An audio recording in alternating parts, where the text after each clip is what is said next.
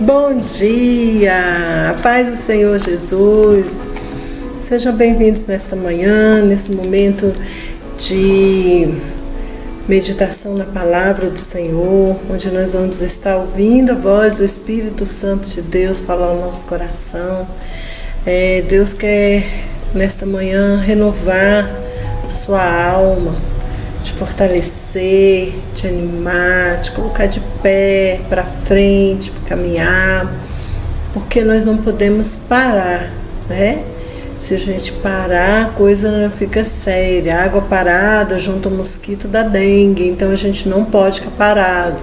Então Deus traz uma palavra para realmente trabalhar na nossa alma, no nosso interior.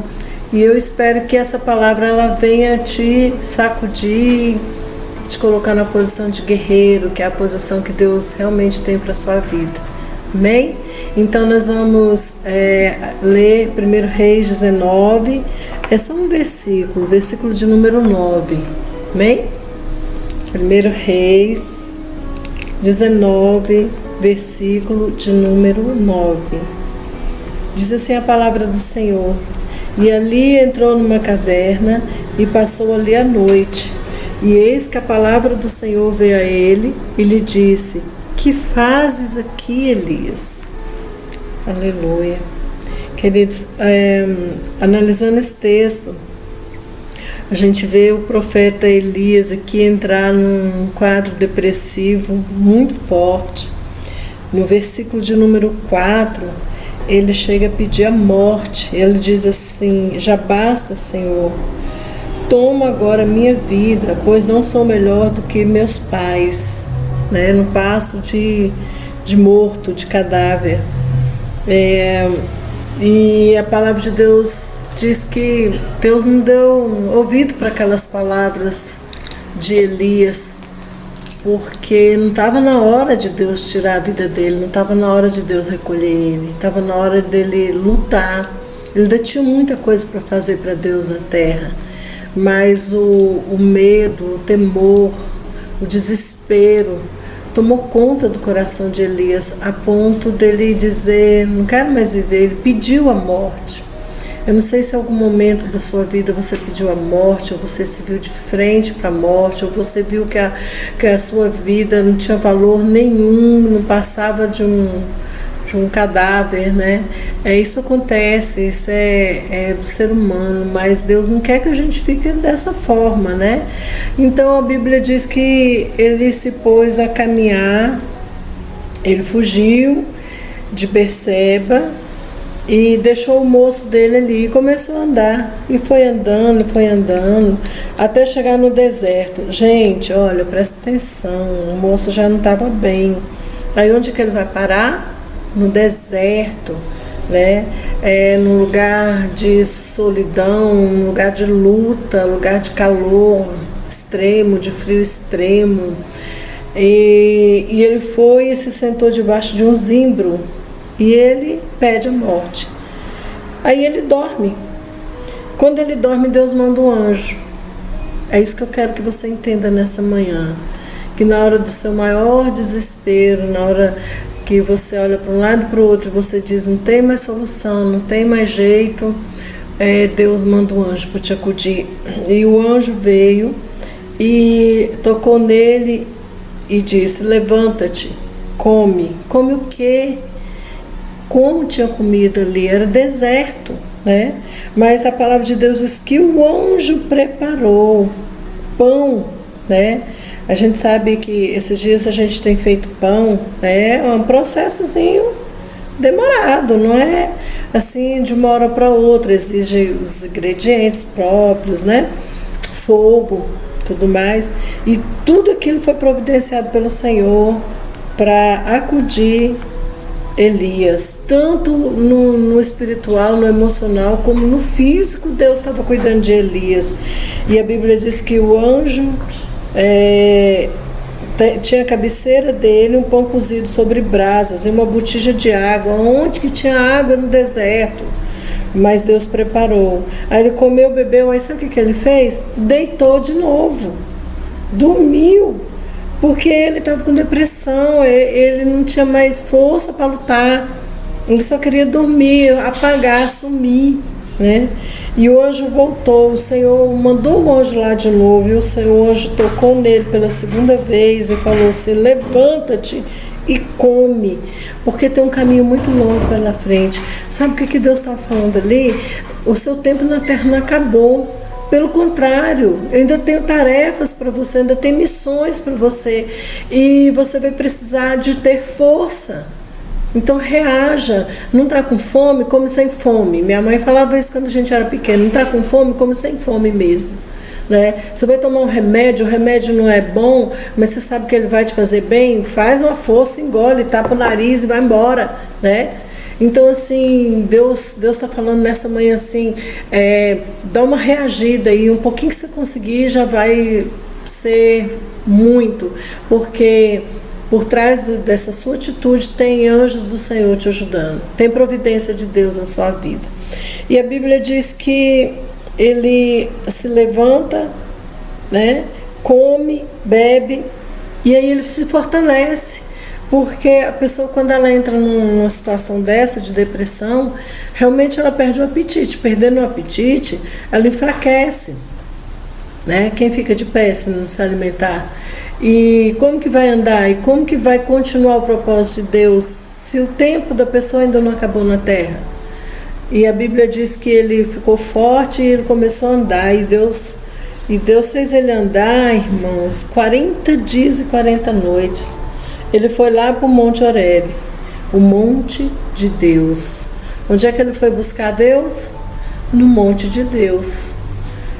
Onde é que ele foi buscar ajuda? Em Deus. Quem podia ajudar Elias naquela hora? Só Deus. Ele estava sendo perseguido por uma mulher que era muito endemoniada, que queria destruir a vida dele. Então ali só Deus para livrar. Aí ele entra numa caverna e passa a noite naquela caverna. Deve ter sido uma noite difícil, uma noite escura, né? Uma noite sombria, uma noite comprida. E a Bíblia diz que a palavra do Senhor veio a ele perguntando: o que fazes aqui, Elias?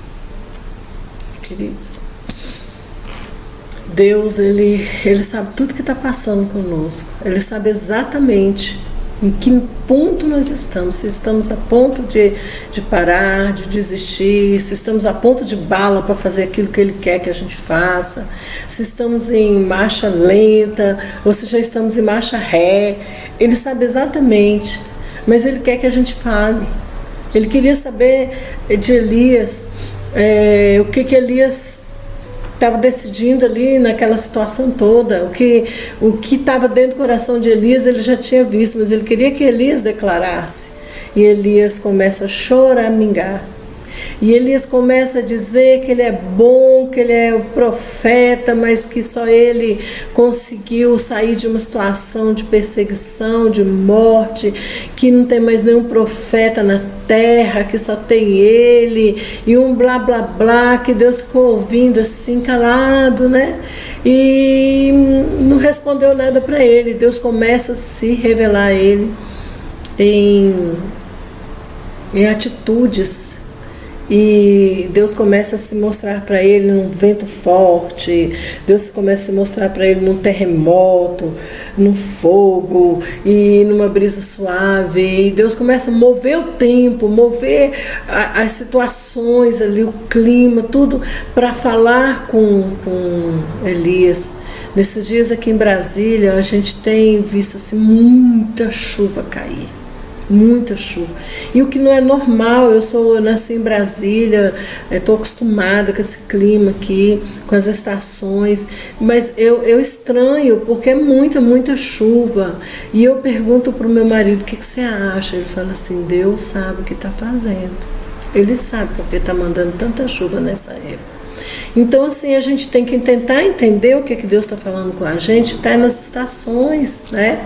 E Elias não entendia, e Deus pergunta de novo: o que você está fazendo aqui, Elias? E ele vai e responde a mesma coisa, o mesmo chororô. Aquelas situações que se moviam ao redor dele não estavam conseguindo mexer com o coração dele, ele não reagia, ele não mudava de pensamento, né? A gente precisa ter uma mudança de pensamento, uma metanoia precisa acontecer na nossa vida. A gente não pode ficar com aqueles mesmos pensamentos, pensamento de morte, pensamento de se esconder na caverna, pensamento de que todo mundo morreu, ficou só eu estou sozinho, ninguém me ama, ninguém me quer. Gente, não cabe pra gente que conhece a palavra de Deus, que conhece o poder de Deus, né? E a Bíblia diz que nós temos que renovar o nosso pensamento, a nossa mente no Senhor. Então a Bíblia diz aqui que Deus também não responde aquela questão. Na verdade, Deus até fala, né, com ele agora que os profetas, não tinha só ele, né, que ele tinha guardado muitos profetas. E aí Deus fala para ele assim: vai lá, volta pelo caminho do deserto de Damasco e chega lá e você vai ungir um rei, um profeta e um sacerdote. Então Deus ainda fala assim para ele: você tem que passar de novo pelo deserto. Só que agora você teve um encontro comigo. Então você vai passar pelo deserto e não vai ficar lá dormindo, morrendo de fome, de depressão, de medo. Você só vai passar e vai até onde eu estou te mandando, porque ainda tem obra para você fazer na terra. Ele foi, cumpriu-se a vontade de Deus na vida dele e depois Deus recolheu ele numa carruagem de fogo. Queridos, os propósitos de Deus, eles vão se cumprir cabalmente na nossa vida, querendo a gente ou não, entendendo a gente ou não, aceitando a gente ou não. Então, o Senhor fala para mim e para você nessa manhã: vamos aprender a descansar nele, a confiar nele, a esperar nele. Né? A gente fala que espera, mas não espera, irmãos. Esperei com paciência no Senhor e Ele se inclinou para mim e ouviu o meu clamor. Só que na hora do desespero, do medo, do pavor, a gente quer precipitar até a nossa saída da terra. Eu já passei por isso, eu sei o que é essa aflição de morte aqui. Mas graças a Deus que Deus não ouviu a besteira que eu falei na minha oração e me conservou em vida, porque através da minha vida, quantas pessoas Deus já salvou e já levantou na terra para a glória e honra do nome dele. E com você é a mesma coisa. Através da sua vida, Deus ainda quer fazer uma obra gloriosa em muitas vidas e muitos corações. Então deixa Deus trabalhar nessa manhã, nessa questão aí do quarto escuro, da depressão, da caverna, do desejo de morte, da aflição, porque Deus quer te animar para você fazer coisas tremendas, coisas gloriosas para Deus, amém? Então eu quero orar com você nessa manhã e pedir um renovo de Deus para a sua vida, como foi na vida do nosso querido profeta Elias. Vamos orar? Senhor Deus, em nome do Senhor Jesus Cristo, nós estamos aqui nesta manhã para te adorar, para louvar e bendizer o teu nome que é santo, te bendizer, Senhor, na beleza da tua santidade, dizer que somos teus e tu és o nosso Pai, o nosso Deus, o nosso Pai, o nosso amigo. Não estamos só e nem somos órfãos. Nós temos um Pai amoroso que cuida verdadeiramente de nós. Meu Deus, olha para dentro do nosso coração, vê os maus caminhos, os maus desígnios, vê, Senhor, os nossos pecados, Pai, as nossas iniquidades, as nossas falhas e nos perdoa, Pai. Purifica todo o nosso ser, nos reveste do teu Espírito, nos enche da tua graça, derrama, Senhor, do teu amor incondicional sobre as nossas vidas nesses dias, Senhor, nesses dias de luta, nesses dias de peleja, em que muitas vezes, Pai, vem pelo nosso coração um desespero, um medo, uma angústia, e o inimigo tenta nos assolar, Senhor, tenta nos destruir, meu Deus, tenta nos lançar setas de depressão, setas de morte, Pai, mas a tua palavra diz que o Senhor nos tira, Senhor, desse lamaçal, desse tempo de luta, de deserto, de vale. Em nome de Jesus eu peço, Pai, que nesta manhã o Senhor seja o nosso médico, o nosso ajudador, que o Senhor venha sarar, Senhor, os nossos corações de toda fraqueza na nossa alma, de toda tristeza, de toda angústia, de todo pavor. Pai, vai repreendendo esse espírito de morte, de medo, de desespero que tem pairado, Senhor, sobre muitas vidas, sobre muitos corações. Em nome do Senhor Jesus, meu Deus, assim como o Senhor preparou um alimento para Elias, que fortaleceu Elias e ele pôde assim caminhar, que assim o Senhor faça, Pai, na vida daquele que está hoje enfraquecido e desanimado. Coloca de pé, dá saúde, Pai, não só saúde emocional, mas como saúde física, saúde mental. Vai repreendendo agora o espírito da enfermidade, da doença, da morte, da dor, do desespero, da depressão, em nome do Senhor Jesus. Acorde, Senhor, aqueles que estão hospitalizados, aqueles que estão no leito de enfermidade, aqueles que estão doentes nos seus lares, Pai, em nome de Jesus Cristo, dá uma ordem, Pai, uma ordem de cura, para a glória do Teu nome que é santo, eu te peço. Meu Deus, toma, Senhor, o nosso país nas Tuas mãos, com toda essa situação, Pai, de doença, de contaminação por esse vírus Covid-19. Meu Deus, venha dar um fim, venha dar um basta, Pai, em toda essa situação que tem trazido pânico, desespero, pobreza, miséria, fome, tem trazido dor, até destruído famílias, Pai.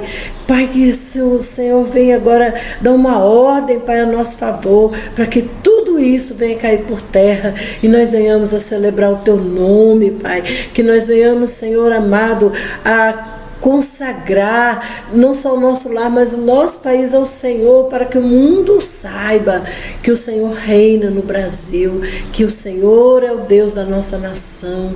Meu Deus, eu conto com o milagre e eu te agradeço pelo milagre, pela provisão no lar de cada pessoa agora, Pai. Que o Senhor venha fortalecer o Teu povo e levantar um grande exército de grandes homens e mulheres de Deus, cheios do Teu Espírito, dispostos a lutar, a guerrear essa guerra santa, Pai, e vencer no nome de Jesus, para a glória do Teu nome. Assim eu te peço, eu te agradeço por esta manhã de vitória e de milagres, em nome de Jesus. Amém.